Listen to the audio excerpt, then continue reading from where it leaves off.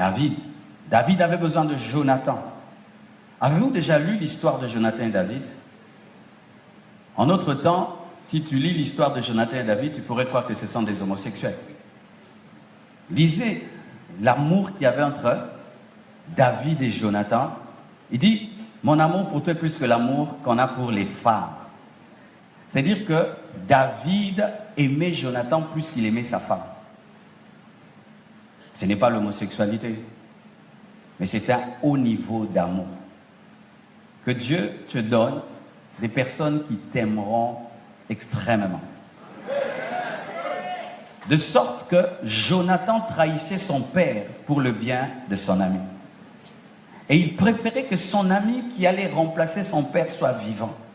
Malgré que la royauté de David allait être en sa défaveur, il aimait tellement David qu'il pouvait accepter de souffrir. C'est lui qui a permis à David de connaître les projets de mort qui étaient sur lui, Jonathan. Et quand Jonathan est mort, il faut voir comment David l'a pleuré. Aujourd'hui, c'est devenu grave. Nous ne pleurons plus les amis. Les deuils du Congo m'étonnent. De plus en plus, je dois trouver une doctrine sur les deuils. 1. Voici ce que moi je vous conseille. Arrêtons avec les gerbes de fleurs. Amen. Arrêtons avec les gerbes de fleurs, ça ne sert à rien. 1. La famille n'en a pas besoin. 2. Ça abîme la terre parce que le plastique qu'on en fait là abîme la terre. Et si on met beaucoup de gerbes de fleurs à côté du mort, il ne va pas vite pourrir. Trop de plastique.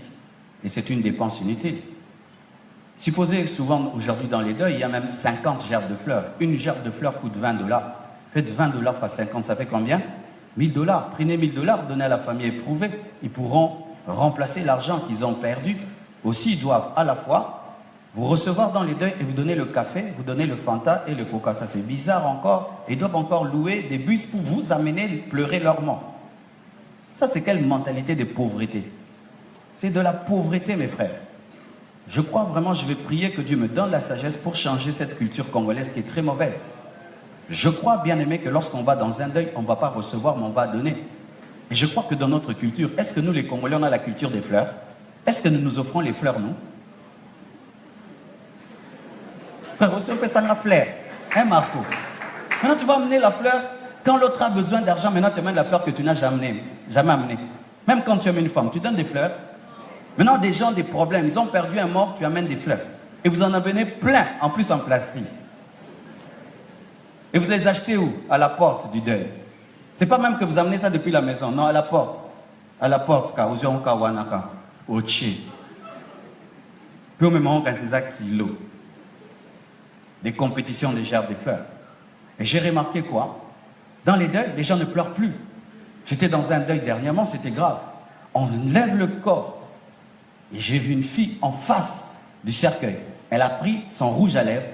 Elle a commencé à mettre. J'ai dit non, c'est sûr que lorsque le corps va passer, elle va arrêter. Non, elle continue. Elle n'était pas là. Elle était venue se faire voir dans le deuil. On ne pleure plus les amis. Vous savez pourquoi on ne pleure plus les amis? Parce qu'on ne les a jamais aimés. Les deuils ne sont plus des deuils parce qu'il n'y a pas eu d'amour avant le deuil.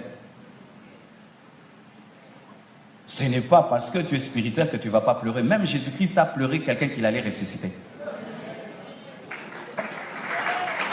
Jésus a pleuré quelqu'un qu'il allait ressusciter. Et il savait qu'il allait ressusciter, mais il pleure. Pourquoi? Le peu d'absence seulement l'a fait pleurer. Est-ce que tu as un ami qui peut pleurer s'il ne te voit pas? Qui peut pleurer si tu es malade? Tu as quelqu'un comme ça? Mais ce sont des choses, il faut demander ça à Dieu. Tu sais, une telle personne, si tu meurs, c'est elle qui prendra soin de ta femme et de tes enfants. Tu as quelqu'un, si tu meurs, qui va prendre soin de ta femme et de tes enfants. Même nous, les pasteurs, on a peur de mourir. Aujourd'hui,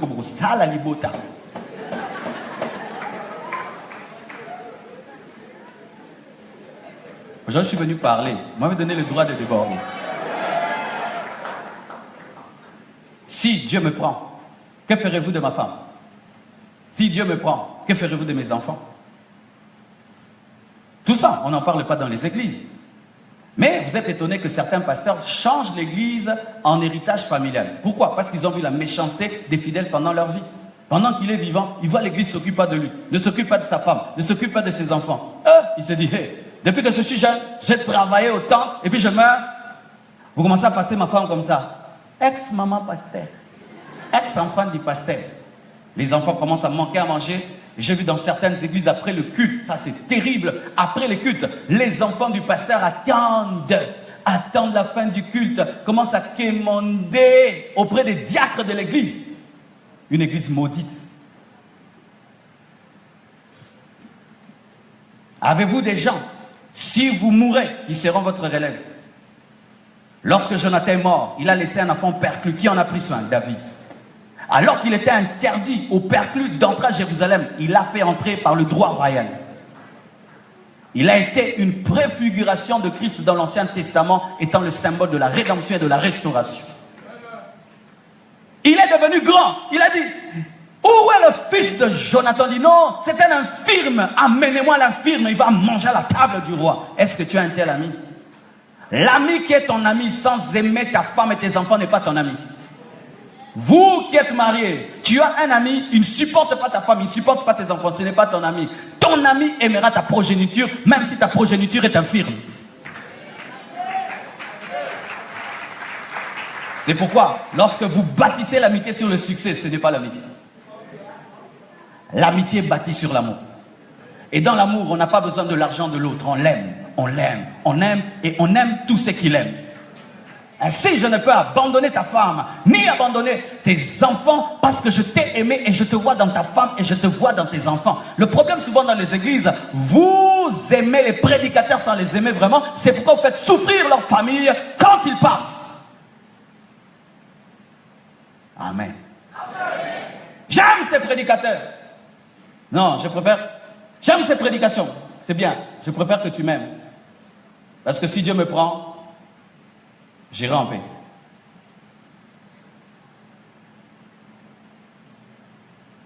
Même Jésus-Christ en mourant avait besoin de quelqu'un qui prendra soin de sa mère. Jésus. Il a dit, fils, voici ta mère. Il avait besoin de quelqu'un qui prendra soin de sa mère. Et on dit souvent que Joseph était mort. Parce qu'après, on ne parle plus de lui. Donc il se peut que Marie était devenue veuve. Mais il a laissé sa mère aux apôtres. Et vous allez voir que dans la Pentecôte, sa maman était où? Dans la chambre haute. Ils n'ont jamais rejeté sa mère. Et ça qui est la famille, et ça qui est la famille, ah, mais ça, tout ça, c'est mon limou. Et puis, c'est un zambé. Oui, c'est un zambé. Je peux s'appeler mon thème à ma vie.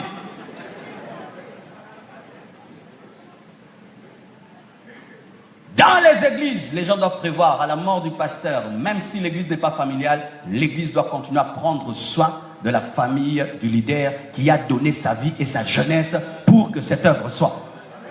Parce que vous arrivez, vous trouvez une grande église, vous commencez à vous comporter, beaucoup de bongo. Quand il va naître 3 personnes, vous allez qui? Mais il y a une femme qui a laissé son mari aller, revenir, aller, revenir, aller, revenir. Des enfants qui ne voyaient jamais leur père, qui ne voyaient jamais leur père, qui ne voyaient jamais leur père. Pendant que je vous prêche, mes enfants ont besoin de moi. Pendant que je vous prêche, mes enfants ont besoin de moi. Ils sont revenus de l'école à 16h, je les laisse, je viens vous prêcher. Je rentre, je vais faire des réunions jusqu'à 23h. Je vais les trouver endormis et je ne les vois que les matins. Mes enfants, pour vous. Oui, vous ne savez pas ça? Oui. Les enfants, je les vois le matin. Pendant que je suis ici, ils doivent dormir. Demain, ils vont à l'école jusqu'à 15h. À 15h, je prêche à 16h. Bonjour, papa, ça va? Je viens. 23h, réunion. N'est-ce pas que tu m'attends à la fin du culte? Jusqu'à quelle heure? 22h, 21h. Les enfants, est-ce qu'ils dorment à quelle heure? Et demain, à quelle heure? Préparer une prédication, ça prend combien de temps? Quand tu prépares une prédication, les enfants sont à côté? La femme est à côté? Famille à pasteur! Et Kaba papa, et Kaba Mubali, pour yo kamate ali. Amen.